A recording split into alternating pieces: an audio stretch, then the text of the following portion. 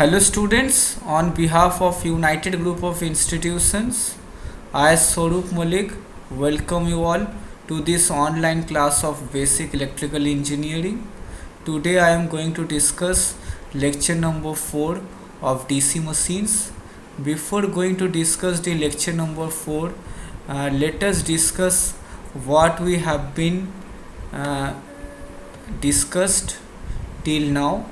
We have been discussed about the working principle of DC motor. We have been already discussed about it, about the motor and generator action. We have also discussed about the back EMF, and now this is a new thing for all of you, that is the voltage equation.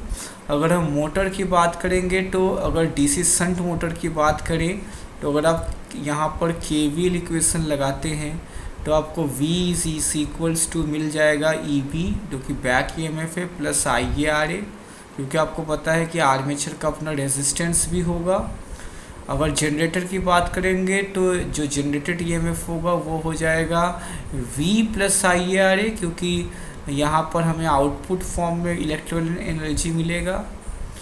तो voltage equation बहुत ज़रूरी है, क्योंकि यहाँ पर अगर आप देखें तो EB की वैल्यू हो जाएगी V माइनस IARA। तो वोल्टेज इक्वेशन तो बहुत इम्पोर्टेंट नहीं है। टॉर्क इक्वेशन हम लोग पहले ही बात कर चुके हैं, आप लोग इसको देख लीजिएगा। अब हम लोग स्पीड इक्वेशन की अगर बात करें, स्पीड ऑफ डीसी मोटर, तो यहाँ पे आप देख सकते हैं EB की वैल्यू आ जाएगी V माइनस IARA।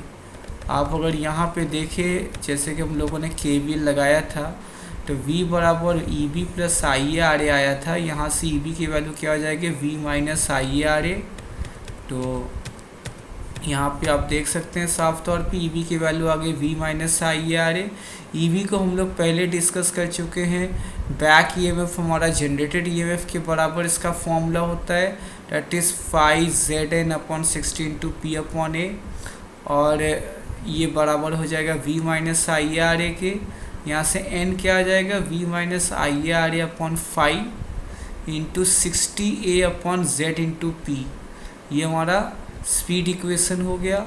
आपको पता है V माइनस IARA को EB लिख सकते हैं, तो V माइनस IARA को EB में चेंज कर दिया।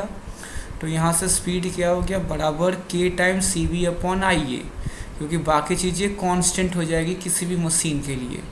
स्पीड रेगुलेशन का फॉर्मूला होता है percentage speed regulation is equals to no load speed minus full load speed upon full load speed into 100। ये हमारा स्पीड रेगुलेशन है।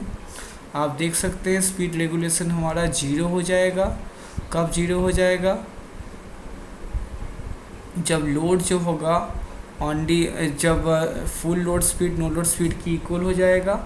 चलिए हम लोग आगे डीसी मोटर कैरेक्टरिस्टिक्स को देखते हैं। Torque and armature current characteristic, speed and armature current characteristic and speed and torque characteristics, इन तीनों कैरेक्टरिस्टिक्स को मिलाकर क्या बोला जाता है? DC motor characteristic. Torque and armature current characteristic को इलेक्ट्रिकल कैरेक्टरिस्टिक भी बोलते हैं, और स्पीड एंड टॉर्क कैरेक्टरिस्टिक्स को हम लोग मैकेनिकल कैरेक्टरिस्टिक्स भी बोलते हैं। तो जैसे कि आप लोगों ने अभी देखा, torque is directly proportional to phi × IA होता है। आप यहाँ से देख सकते हैं torque is directly proportional to phi × IA, और यहाँ पर आपको पता है speed is proportional to EB/IA। ये आप लोगों ने देखा speed is proportional to EB/IA है, लेकिन फाई होता है एक्चुअली EB/फाई। हाँ, EB/फाई बिल्कुल ठीक है। अब आप देख सकते हैं characteristics of series motor. Series motor में जो फाई होता है वो डायरेक्टली प्रोपोर्शनल होता है IA के।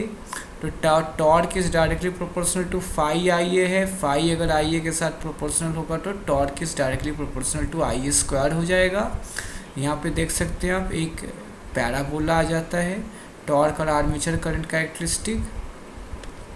अब स्पीड आर्मेचर करंट कैरेक्टरिस्टिक की बात करें तो फाई क्योंकि हमारा कांस्टेंट है, डायरेक्टली प्रोपोर्शनल है IA के, तो speed inversely proportional to IA हो जाएगा। तो इस तरह से एक रेक्टेंगुलर हाइपरबोला आता है स्पीड आर्मेचर करंट कैरेक्टरिस्टिक।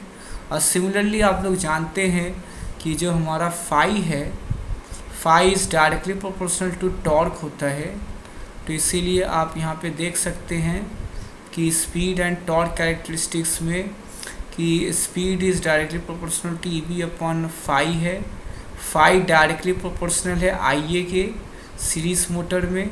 तो यहाँ पर आप देख सकते हैं कि ये एक हाइपरबोलिक कर्व आता है between speed and torque characteristic, basically mechanical characteristic है।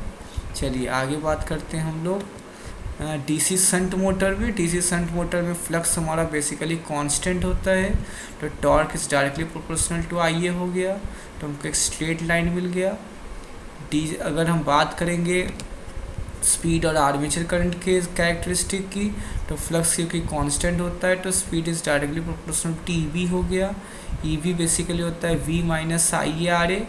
तो इसीलिए जैसे जैसे स्पीड आगे बढ़ेगा वैसे वैसे क्या होगा, जो ये आर्मेचर करंट जैसे जैसे बढ़ेगा वैसे वैसे क्या होगा, स्पीड हमारा डिक्रीज़ करेगा।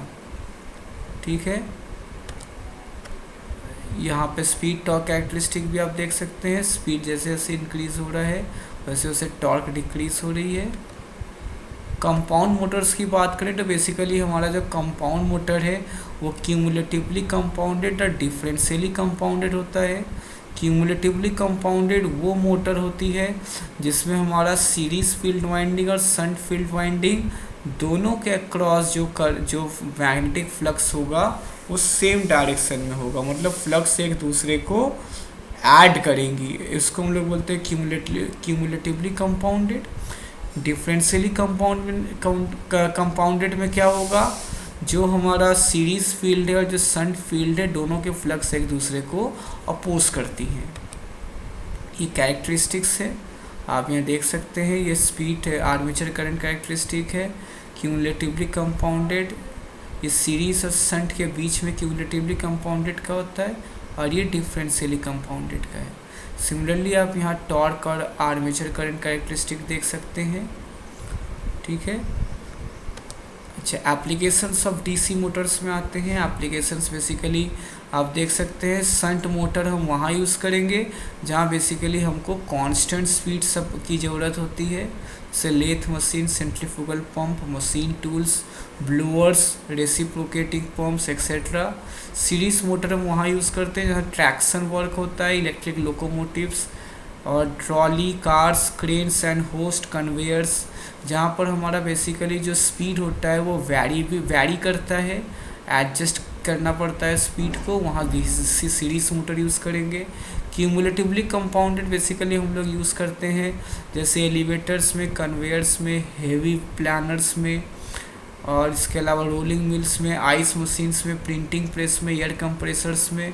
बेसिकली ये हम लोग वहाँ यूज़ करेंगे जहाँ डीसी शंट मोटर से हमारा काम नहीं बनेगा या डीसी सीरीज मोटर से काम नहीं बनेगा, जो कि basically variable speed, adjustable varying speed, high starting torque पे होता है। डिफरेंशियली कंपाउंडेड का कोई यूज़ नहीं है, पहले इसको वेल्डिंग में यूज़ किया जाता था लेकिन अब इसका कोई यूज़ नहीं है। बेसिकली ये 3 ही मोटर्स हैं जिसको हम लोग प्रैक्टिकली हम इंडस्ट्रीज़ में या घर पे या किसी भी कमर्शियल एरिया में यूज़ करते हैं। तो बस यहीं तक है आपका DC Motors. So thank you, have a nice day.